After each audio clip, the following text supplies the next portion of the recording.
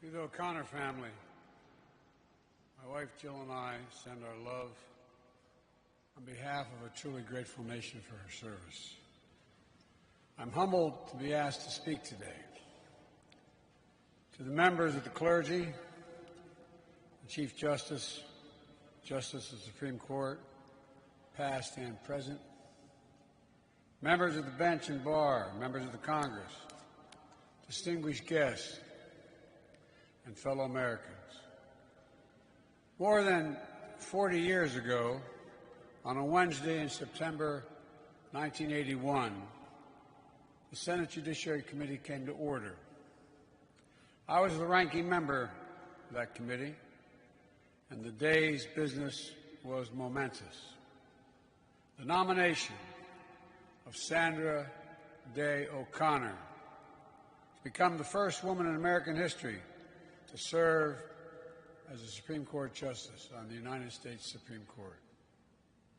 Announcing her nomination earlier that summer, President Reagan described her as, and I quote, "a person for all seasons." And it was a person for all seasons who we saw at that hearing, and the Americans and the world would see through her extraordinary service as a justice, and I might add, as a citizen. Gracious and wise, civil and principled, Sandra Day O'Connor, the daughter of the American West, was a pioneer in her own right, breaking down the barriers in legal and political worlds and the nation's consciousness. To her, the Supreme Court was bedrock, the bedrock of America. It was the vital line of defense for the values and the vision of our republic, devoted not to pursuit of power for power's sake, but to make real the promise of America. The American promise that holds that we're all created equal and deserve to be treated equally throughout our lives. The High Court, she said in her opening statement, and I quote, "is a body to which all Americans look for the ultimate protection of their rights. It is the United States Supreme Court that we all turn when we seek that which we want most from our government, equal justice under law," end of quote.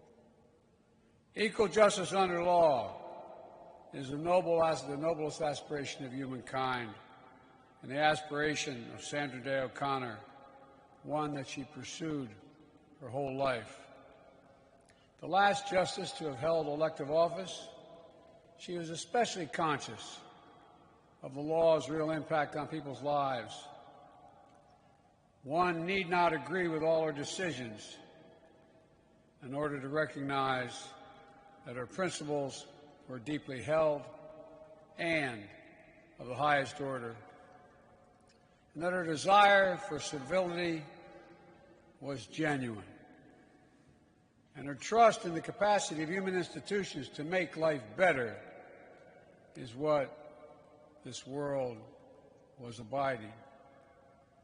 And how she embodied such attributes under such pressure and scrutiny helped empower generations of women in every part of American life, including the court itself, helping to open doors, secure freedoms, and prove that a woman can not only do anything a man can do, but many times do it a heck of a lot better.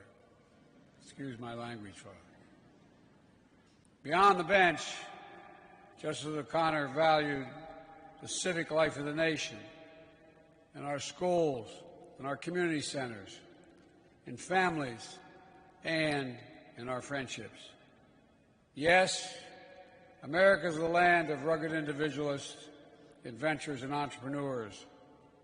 But she knew no person is an island. In the fabric of our nation, we're all inextricably linked. And for the America to thrive, America must see themselves not as enemies, but as partners in the great work of deciding our collective destiny. That's the essence of our national experience, the sacred cause of democracy she devoted her life to, one that we must continue. I'll close with how she closed her opening statement on that September day 42 years ago. She spoke about the power of family. Family being the hope of the world, the strength of community, the relationship between ourselves and generations that follow.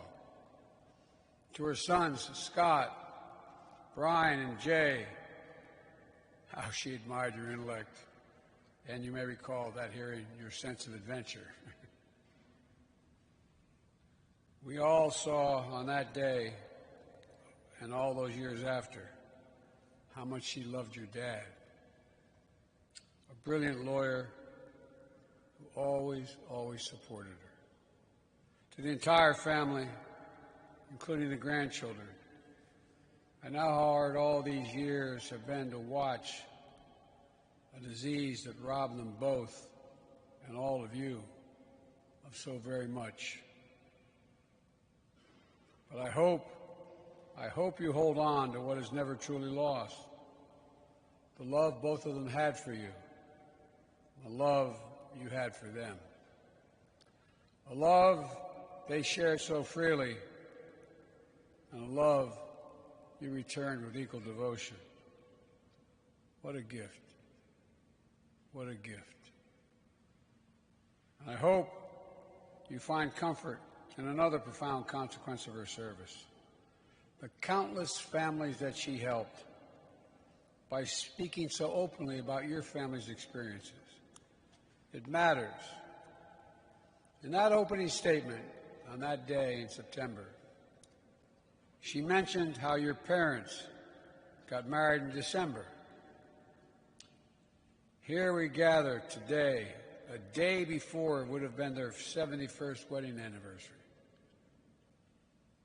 I know the anniversaries and the birthdays, the moments big and small, will be hard without them. But as the saying goes, memory is the power gather roses in winter.